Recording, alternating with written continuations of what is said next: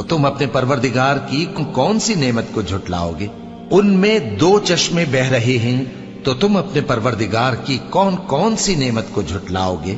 ان میں سب میوے 2 قسم کے ہیں تو تم اپنے پروردگار کی کون کون سی نعمت کو جھٹلاؤ گے؟ اہل جنت ایسے بچھونوں پر جن کے استر اطلس کے ہیں تکیہ لگائے ہوئے ہوں گے اور دونوں باغوں کے میوے قریب جھک رہے ہیں تو تم اپنے پروردگار کی کون کون سی نعمت کو جھٹلاؤ گے؟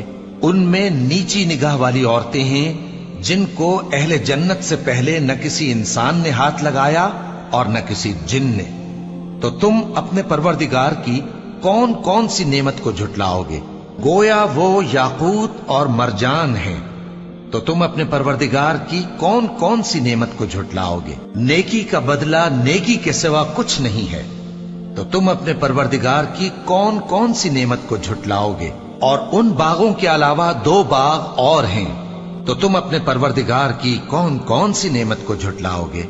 دونوں خوب گہرے سبز تو تم اپنے پروردگار کی کون کون سی نعمت کو جھٹلاؤ گے؟ ان میں 2 چشمے ابل رہے ہیں تو تم اپنے پروردگار کی کون کون سی نعمت کو جھٹلاؤ گے؟ ان میں میوے اور کھجوریں اور انار ہیں تو تم اپنے پروردگار کی کون کون سی نعمت کو جھٹلاؤ گے؟ ان میں نیک سیرت خوبصورت عورتیں ہیں تو تم اپنے پروردگار کی کون کون سی نعمت کو جھٹلاؤ گے؟ وہ حوریں ہیں جو خیموں میں محفوظ ہیں تو تم اپنے پروردگار کی کون کون سی نعمت کو جھٹلاؤ گے؟